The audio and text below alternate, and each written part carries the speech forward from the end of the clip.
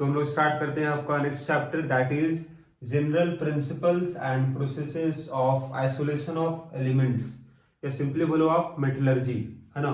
तो यहाँ हम एलिमेंट को कैसे हम एक्सट्रैक्ट कर पाएंगे उसके ओर से, तो उसका क्या प्रिंसिपल होगा और क्या प्रोसेस अप्लाई किया जाएगा उसको यहाँ हम पढ़ने वाले हैं। तो यहाँ हम सबसे पहले बात करने वाले हैं मिनरल्स के बारे में। मिनरल्स क्या होगा? So they are naturally occurring substances, जो नेचर में मिलेगा, जो अर्थ क्रस्ट में मिलेगा, ठीक है।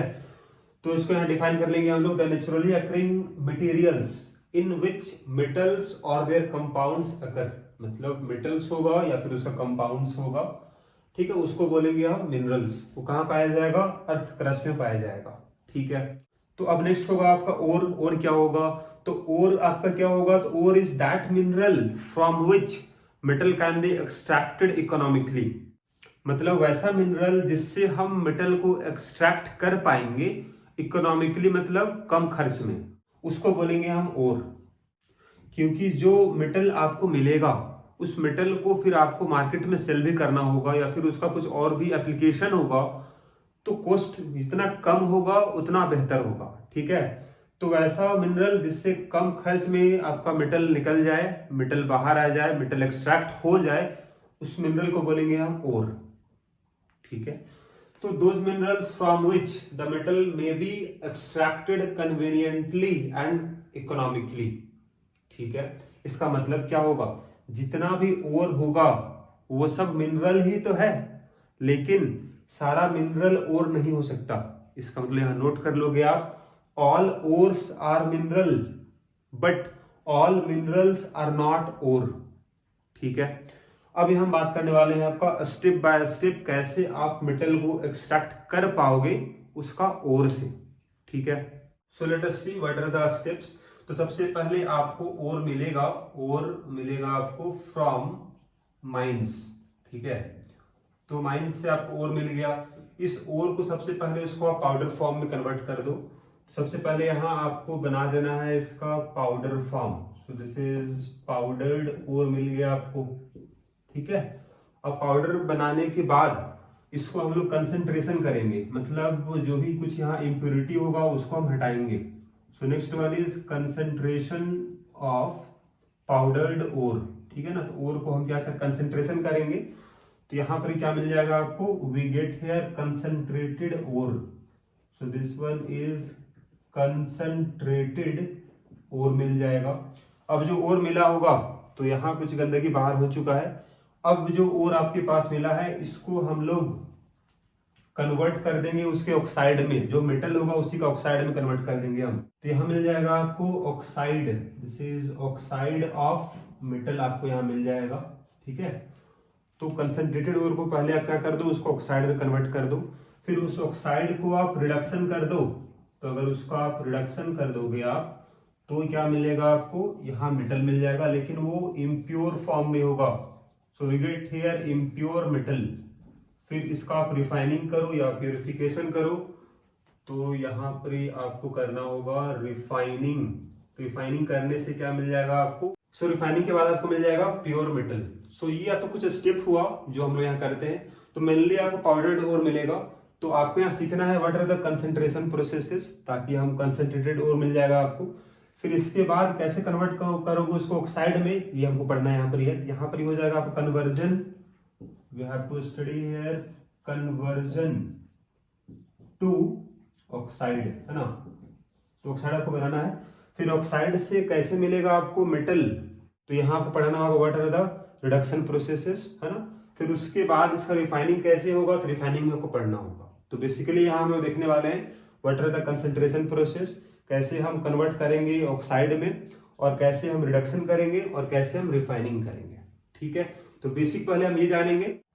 तो इसके बाद आपको हम बताएंगे extraction of some important metals such as silver है, गोल्ड है, या फिर आपका एल्युमिनियम हो जाएगा, जिंक होगा, कॉपर होगा, आयरन होगा, ठीक है।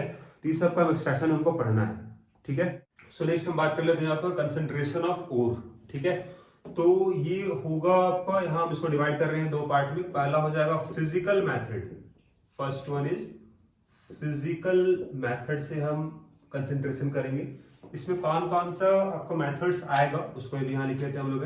पहला आ जाएगा आपका this is froth flotation, froth flotation method, froth flotation method, ठीक है।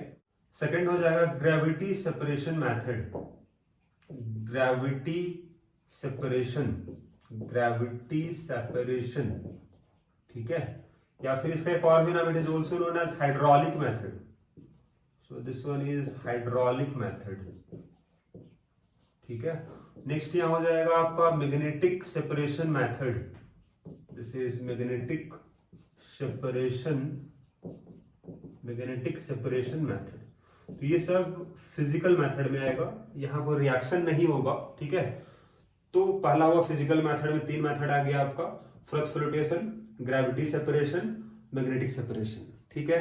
हम बात करते हैं next one, that is chemical method. तो यहाँ केमिकल रिएक्शन होगा, so this one is chemical method, chemical method. तो इस वाले केस में आपका आ जाएगा, हम बोलते हैं this is leaching, this is known as leaching, ठीक है। वो लीचिंग जो होता है आपका, हम लोग सिलेबस में जो है that is first one is Bayer's process, Bayer's process हम करते हैं, this is type of leaching. और ये किसके लिए होगा, so this is for red bauxite, this is for red bauxite. Bauxite क्या है, तो bauxite is ore of aluminium, ठीक है। और यहां पर लीचिंग रिएजेंट क्या होगा, मतलब जो इस्तेमाल होगा इस रिएक्शन में दैट इज सोडियम हाइड्रोक्साइड इस्तेमाल होता है यहाँ पर, ठीक है। ये तो पहला हो गया आपका बेयर्स प्रोसेस, ये किसके लिए होगा, तो एल्युमिनियम का ओर है आपका रेड बॉक्साइट, उसके लिए होगा। नेक्स्ट यहाँ हम बात कर लेते हैं आपका second one, that is cyanide process, cyanide process. और ये किसके लिए होता है, तो ये हो जाएगा आपका सिल्वर या गोल्ड या फिर सिल्वर का ही आपका ओर है, दिस इज Ag2S, ठीक है ना। इन लोग के लिए अप्लाई होगा आपका साइनाइड प्रोसेस। साइनाइड नाम से ही लग रहा है, यहाँ लीचिंग रिएजेंट क्या होगा, सो तो यहां लिखोगे आप लीचिंग रिएजेंट, लीचिंग रिएजेंट, ठीक है, दैट इज सोडियम साइनाइड, या फिर इसके जगह हम बोल सकते हो आप potassium cyanide, right. So let us see, this is froth flotation method, है ना। सो डायग्राम यहाँ बना हुआ है आपके पास कि इसमें क्या होना है ना, और इसका प्रिंसिपल क्या होगा यहाँ हम बात कर लिए हैं। सो सबसे पहले हम बात करते हैं कि this method is used for sulphide ores, ठीक है। यहाँ पर आप लिख लोगे दिस इज फॉर सल्फाइड्स ओर, जैसे यहाँ लिख सकते हो आप सल्फाइड ओर कौन कौन सा होगा, जिंक सल्फाइड या फिर लेड सल्फाइड, है ना। सो यहाँ पर देख लो सबसे पहले आप कि इस मेथड का प्रिंसिपल क्या है। तो यहाँ प्रिंसिपल ये होगा आपका, this method is based on different wetting characteristic. What is meaning of wetting, मतलब वेट होना मतलब क्या होता है, तो अगर बात करें what is meaning of wet, wet का सिंपल मीनिंग होता है आपका भीग जाना, ठीक है ना। तो जैसे वाटर है और ऑयल है, तो ऑयल में कौन भीग जाएगा, और वाटर में कौन भीग जाएगा, तो गैंग। इसका सिंपल मीनिंग है कि गैंग वाटर में चला जाएगा और जो होगा वो और आपका ऑयल के साथ ऊपर आ जाएगा, तो दोनों सेपरेट हो जाएगा, ठीक है। अब यहाँ पर what is the meaning of froth, froth का सिंपल मीनिंग क्या होगा, इसका मीनिंग होगा झाग या ब्लो अप बबल्स, ठीक है। तो एक बार जरा यहाँ आ जाओ इस वाले केस में डायग्राम में। सो दिस इज डायग्राम, यहां से हम लोग पास करेंगे और साथ में क्या होगा, ऑयल होगा। कौन सा ऑयल है, दिस इज पाइन ऑयल है, ठीक है। दोनों को हम लोग यहां से पास कर रहे हैं, और देखो यहाँ एक पैडल दिया गया है, इसको रोटेट करने के लिए, दिस इज अ पैडल, इसको हम रोटेट करते हैं ऊपर से, और यहाँ से एयर पास होगा ऊपर से, ठीक है। अब एयर जब नीचे आएगा, उसको जब घुमाएंगे हम लोग, so there is suspension of ore, है ना। ओर है, वाटर है और आपका ऑयल है। तब यहां पर क्या होगा कि ऑयल जो होगा, ऑयल विल फॉर्म फ्रॉथ, मतलब बबल्स बनेगा, और बबल्स के साथ वो ऊपर चला जाएगा ऑयल आपका, और ऑयल में कौन आ जाएगा, तो ऑयल में आ जाएगा ओर, ठीक है। तो ऊपर आपके पास मिनरल्स आ गया, तो इसीलिए यहां लिखा गया मिनरल फ्रॉथ, तो ओर जो है या फिर मिनरल बोलो आप, वो ऊपर चला गया, झाग में है, बबल्स में है, और नीचे कौन रहेगा, नीचे आपका गैंग रहेगा या इम्प्योरिटी रहेगा। ठीक है, तो इस तरह से दोनों सेपरेट हो जाएगा। तो यही इसी को बोलते हैं हम लोग फ्रॉथ फ्लोटेशन मेथड, राइट। अब what is meaning of frother, जो फ्रॉथ बनाता है, तो कौन बनाता है, तो पाइन ऑयल बनाता है। फ्रॉथ स्टेबलाइजर, तो फ्रॉथ को स्टेबलाइज कौन करता है, तो दिस इज क्रिसॉल और एनिलीन, उसको भी हम यहाँ पर ऐड करते हैं साथ में। ठीक है, फिर यहाँ बात होगा कलेक्टर का मतलब क्या होगा, इसका मतलब ये होगा कि जो ओर था आपका, ओर को ऑयल के साथ ले जाने में हेल्प करता है कलेक्टर। तो कलेक्टर हम ऐड करते हैं यहाँ पर साथ में, फैटी एसिड है, इसके मदद से क्या होता है ना कि ओर जो है वाटर में नहीं जाएगा, वो कहां चला जाएगा, बबल्स में के साथ ऊपर चला जाएगा और ऑयल के साथ रहेगा। तो कलेक्टर का काम होगा टू कलेक्ट मिनरल्स, ठीक है ना, तो मिनरल्स को कलेक्ट करके ऊपर ले जाना। तो ये तीनों को हम यहाँ पर ऐड करते हैं अलॉन्ग विथ ओर। यहाँ ओर भी है, ऑयल भी है, और ऑयल के साथ ये दोनों भी ऐड करते हैं। ठीक है, so this is known as froth flotation method. So next यहां हम देख लेते हैं आपका ग्रेविटी सेपरेशन मेथड। इसका एक और नाम था हाइड्रोलिक मेथड। ठीक है, so we can write here this is hydraulic method ही बोलते हैं। सो यहां पर बहुत ही आसान है। तो यहां पहले देखो इसका प्रिंसिपल क्या होगा, it is based on the difference in the specific gravity. What is the meaning of specific gravity, इसका मतलब होगा रिलेटिव डेंसिटी, ठीक है, of metallic ore and gangue particles. ठीक है ना, तो जनरली ये किसके लिए अप्लाई होगा, it is for heavier ores, जैसे आपके पास SnO2 है या Fe2O3 है। सो जो हैवी होगा वो नीचे आ जाएगा, और जो लाइट जो हल्का होगा ऊपर चला जाएगा। तो डायग्राम यहाँ देखो, दिस इज आवर रिजर्वोयर, ऊपर से हम पाउडर्ड और आपका नीचे आ रहा है, और नीचे से वाटर जा रहा है। ठीक है, तो नीचे से वाटर आपका जा रहा है फुल स्पीड में। तो क्या होगा कि जो इम्प्योरिटी जो हल्का होगा, जो लाइट होगा, वो पानी के साथ ऊपर आ जाएगा और वो इधर से निकल जाएगा बाहर, और जो हैवी होगा, जो भारी होगा, वो नीचे आ जाएगा और नीचे आपका और निकल जाएगा बाहर। So this is known as hydraulic washing बोल सकते हो आप, और we can call it gravity separation method. So next हो जाएगा हम लोग का मैग्नेटिक सेपरेशन मेथड। नाम से यहां लग रहा है कि इस वाले केस में इसका प्रिंसिपल क्या होगा। This method is based on magnetic and non-magnetic properties of the ore and gangue respectively। इसका मतलब ये होगा कि ore आपका मैग्नेटिक होगा, मतलब it will be attracted by magnet, and gangue क्या होगा, gangue will be non magnetic, मतलब it will not be attracted by magnet. ठीक है, डायग्राम यहाँ देखो, तो ये आपका दिस इज पाउडर्ड और यहां से आएगा, this is roller, this one is magnetic roller. ठीक है, तो जब ये घूम के, जब this is our conveyor belt है, तो जब यहां से रोटेट करेगा रोलर, तो ये पाउडर यहां से यहां तक आएगा, मतलब ये यहां तक आ जाएगा। अब जो मैग्नेटिक होगा वो साथ में आएगा, इधर नीचे गिर जाएगा आपके पास, मतलब यहां पर जो जमा होने वाला that will B magnetic particles, या बोलो और यहां जमा हो जाएगा, और जो नॉन मैग्नेटिक होगा वो चला जाएगा, स्पीड के कारण वो आगे चला जाएगा। ठीक है, तो यहां जो जमा होगा that will be non magnetic particle यहां आ जाएगा। तो इस तरह से दोनों अलग हो जाएगा, गैंग और दोनों अलग हो जाएगा। ठीक है, नाउ नेक्स्ट हम बात कर लेते हैं आपका conversion to oxide. Conversion to oxide, अभी इससे पहले हम यहां देख लिए कंसंट्रेशन ऑफ ओर, जो कंसंट्रेटेड ओर होगा उसको हम कन्वर्ट करेंगे उसके ऑक्साइड में। ठीक है, तो इसके लिए हम पढ़ने वाले हैं पहला रोस्टिंग। तो what is the meaning of roasting, roasting का मतलब क्या होगा, रोस्टिंग का मतलब यहां पर होगा heating of ore, heating of ore at high temperature, at high temperature in presence of oxygen, in presence of oxygen बोलो या फिर एयर बोलो, ठीक है। Heating of ore at high temperature in presence of oxygen, और यहाँ एक बात ये भी मेंशन करना, टेम्परेचर जो होगा that will be lower than melting point of metal.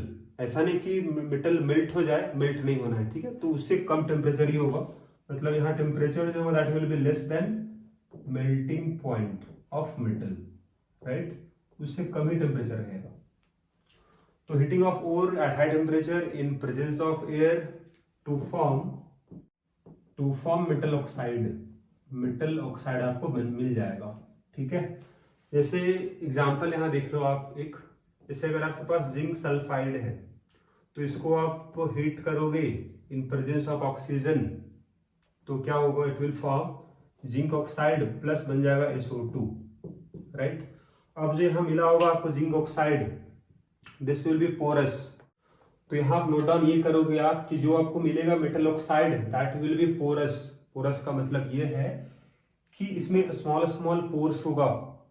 Small pores क्यों बनेगा, क्योंकि सॉलिड स्टेट में पहले था और ये मेल्ट तो हुआ नहीं है, तो उससे अगर गैस बाहर आएगा तो गैस जब बाहर आएगा तो उसमें पोर्स बन जाएगा।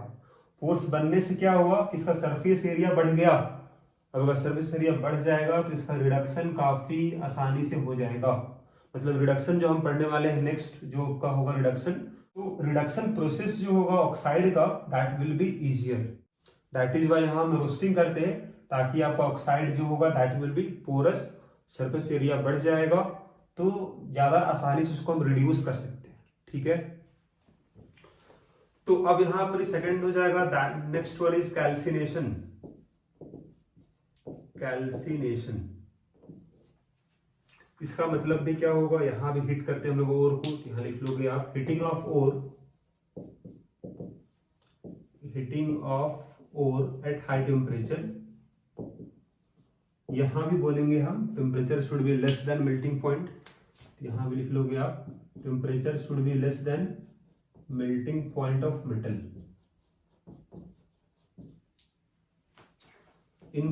in absence of air, right, to form metal oxide. So example यहां दे सकते हो आप that there is zinc carbonate, और अगर इसको आप हीट कर दो it will form zinc oxide और CO2 बाहर आ जाएगा, ठीक है, एक ये हो गया।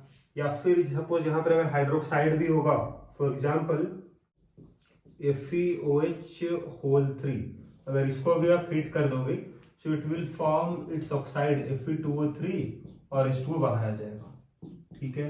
ठीक है, तो यहाँ पर देख सकते हो आप कि अगर कार्बोनेट है इसको अगर हीट कर दिया हम लोग तो ऑक्साइड बन गया, CO2 बन गया। अगर हाइड्रोक्साइड भी था इसको हीट कर दिया हम लोग तो वाटर यहाँ से निकल गया। तो सिंपल यहाँ पर यह हीट करोगे आप ताकि ऑक्साइड बन जाएगा और जो भी वोलेटाइल गैसेस होगा वो निकल जाएगा। तो यहाँ भी बोलोगे आप, यहाँ भी ऑक्साइड बनेगा that will be porous.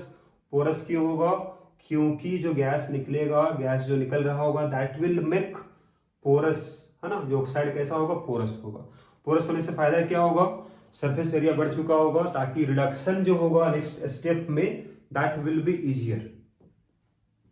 So next देखो यहाँ पर यार टाइप्स ऑफ रिडक्शन प्रोसेस। तो हम रिडक्शन किस किस तरह से करेंगे उसको यहाँ देखना हम लोग को है। तो यहाँ पहला होगा कार्बन रिडक्शन। इसका मतलब carbon is used as reducing agent, ठीक है। तो मेटल ऑक्साइड तो आपको मिल चुका है लास्ट स्टेप में। तो मेटल ऑक्साइड को अगर रिएक्शन कराओगे कार्बन के साथ तो कार्बन खुद ऑक्सीडाइज हो जाएगा और मेटल ऑक्साइड जो है वो आपका मेटल बन जाएगा। So these are following examples, है ना। जैसे यहाँ पर आपका आयरन है, आयरन का ऑक्साइड है, जिंक का ऑक्साइड है, या फिर टिन का ऑक्साइड होगा, या फिर लेड का ऑक्साइड यहाँ पर दिया गया है, ठीक है। तो सबको रिड्यूस कर सकता है कार्बन, ठीक है। नेक्स्ट यहाँ हम देखने वाले हैं आपका सेल्फ रिडक्शन। मतलब यहाँ पर क्या होता है कि स्टार्टिंग पहले आप रोस्टिंग कर दो। जैसे अगर यहाँ सल्फाइड और था तो हम यहाँ पर रोस्टिंग कर दिए, हम लोग सप्लाई किए ऑक्सीजन को, तो रोस्टिंग हो गया, ऑक्साइड बन गया। अब ये ऑक्साइड खुद जो रेस्ट यहाँ बचा हुआ सल्फाइड है उसके साथ रिएक्शन कर जाएगा और आपका मरकरी बन जाएगा और SO2 निकल जाएगा। इसी तरह से यहाँ पे देख लो आप, जैसे अगर कॉपर का यहाँ सल्फाइड और है तो पहले इसका रोस्टिंग कर दो आप, रोस्टिंग से कुछ बन जाएगा आपका ऑक्साइड, फिर आप सप्लाई ऑफ ऑक्सीजन को बंद कर दो, तो जो ऑक्साइड बना होगा वही खुद अब सल्फाइड को रिड्यूस करना शुरू करेगा और इस तरह से रिएक्शन हो जाएगा। तो इसको बोलेंगे हम सेल्फ रिडक्शन। ये होता है in case of copper, lead, mercury, tin. ठीक है, फिर हम बात करते हैं last one, that is electrolytic reduction.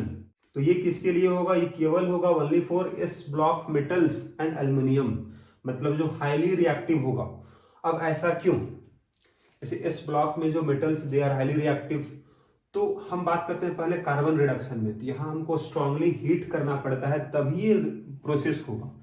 तो अगर आप स्ट्रांगली हीट करोगे, आपका सपोज सोडियम ऑक्साइड होगा, अगर उसको आप स्ट्रांगली हीट भी करोगे ताकि वो क्या हो जाएगा, रिड्यूस हो जाए, लेकिन क्या होगा जब आप उसको स्ट्रांगली हीट करोगे आप सोडियम ऑक्साइड को इन प्रेजेंस ऑफ कार्बन, तो वहां क्या पॉसिबिलिटी आएगा, जो सोडियम होगा, sodium will react with carbon to form sodium carbide.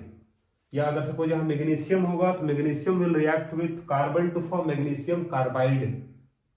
ठीक है, तो वो खुद कार्बन से रिएक्शन कर जाता है। तो मतलब यहां पर कार्बन जो होगा that will not act as reducing agent for S block metals because they are highly reactive.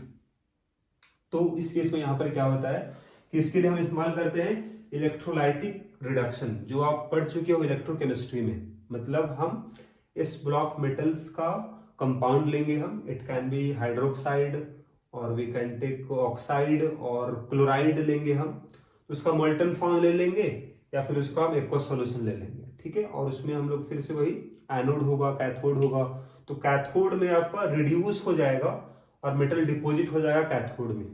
ठीक है, सो ये हम डिस्कस कर चुके हैं आपका इलेक्ट्रोकेमिस्ट्री में, इसीलिए हम डिटेल में नहीं जा रहे हैं। बाकी क्या होता है यहाँ आपको बता दे रहे हैं, एनोड होगा, कैथोड होगा, सॉल्यूशन लोगे आप, उसमें क्या होगा, व्हाट इज इलेक्ट्रोलाइट, तो इस ब्लॉक मेटल का ही कंपाउंड होगा। जैसे अगर NaCl हो गया तो NaCl का इलेक्ट्रोलाइट है, उसका मोल्टन फॉर्म ले लिए हम या फिर एक्वा सॉल्यूशन ही ले लिए हम। एनोड कैथोड को करंट पास किए, एनोड पे ऑक्सीडेशन होता है, कैथोड पे रिडक्शन होता है, तो मेटल जो होगा वो आपको कैथोड पे जाके डिपोजिट हो जाएगा। ठीक है, so this is different types of reduction process.